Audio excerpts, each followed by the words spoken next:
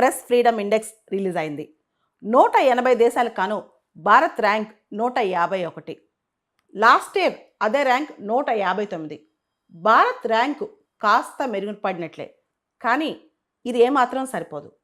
World press freedom index అనేది reporters without borders ఈ సంస్థ ఇస్తుందన్నమాట.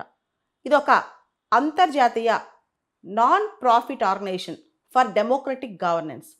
ప్రజాస్వామ్యబద్ధంగా ప్రజల్లో దేశాల్లో పరిపాలన జరుగుతుందా, దీనికి సంబంధించి ఇది ఒక నాన్ ప్రాఫిట్ ఆర్గనైజేషన్ అనమాట, రిపోర్టర్స్ వితౌట్ బార్డర్స్ అనేది. సో ప్రతి ఏడాది ఇది ర్యాంకింగ్ ఇస్తే ప్రపంచంలో అనేక దేశాల్లో ప్రెస్ ఫ్రీడమ్ ఎలా ఉంటుందని చెప్పి. ఈ సంవత్సరం ప్రెస్ ఫ్రీడమ్లో నార్వే టాప్ పొజిషన్లో ఉంది, బాటమ్ పొజిషన్లో ఎరిత్రియా దేశం ఉందన్నమాట. అదేవిధంగా చాలా తక్కువ ర్యాంకింగ్ వచ్చిన దేశాల్లో, అంటే ప్రెస్ ఫ్రీడమ్ సరిగా లేని దేశాల్లో India, Bhutan, Pakistan, Turkiye, Palestine, China, Russia, Afghanistan, Syria, North Korea ఇలాంటి దేశాలు ఉన్నాయన్నమాట. భారత్ ర్యాంక్ 180 దేశాలకు కాను 151. అయితే 2024లో భారత్ ర్యాంక్ 159, కాస్త మెరుగుపడినట్లు కనిపించినప్పటికీ ప్రపంచవ్యాప్తంగా మనం చూస్తే ప్రెస్ ఫ్రీడమ్ అనేది చాలా డిఫికల్ట్ సిచ్యువేషన్స్లో ఉందని చెప్పి ఈ రిపోర్ట్ చెప్తుందన్నమాట. అంటే చాలా క్లిష్టమైన పరిస్థితిలో ఉంది. ముఖ్యంగా ప్రెస్కి మీడియాకి వెళ్ళే ఫండింగ్ అనేది బాగా కట్ అవుతుందంట. మీడియా ఎకానమీ బాగా దెబ్బతింది. మనందరికీ తెలుసు, మీడియా అనేది అడ్వర్టైజ్మెంట్స్ మీద ఎక్కువ రన్ అవుద్ది. న్యూస్ పేపర్ కానీ టీవీ కానీ ఎక్కువగా వాళ్ళకి రెవెన్యూస్ రావు, వాళ్ళంతా యాడ్ రెవెన్యూ మీద డిపెండ్ అవుతారనమాట.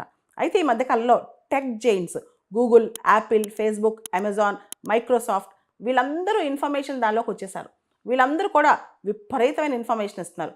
చాలా యాడ్స్ వీళ్ళకి కూడా వెళ్తున్నాయి. కాబట్టి మీడియాకి వచ్చే అడ్వర్టైజ్మెంట్ రెవెన్యూ అనేది బాగా తగ్గిపోయింది అనమాట.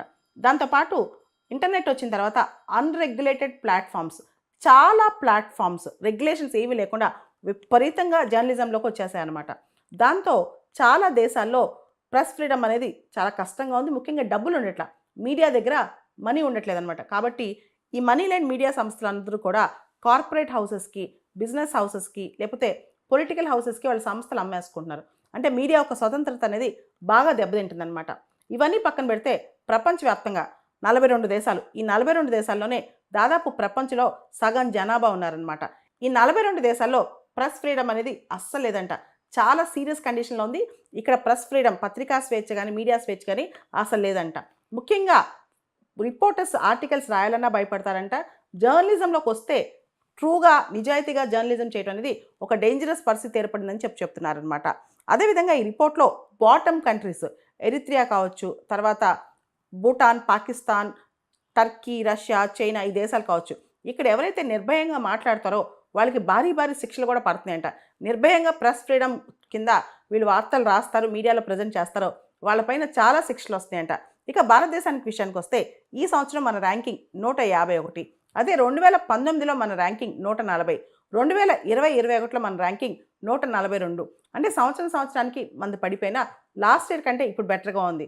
దాంతోపాటు కొన్ని దేశాలతో కంపేర్ చేస్తే ఉదాహరణకి America rank 57, Australia rank 24, Canada rank 25.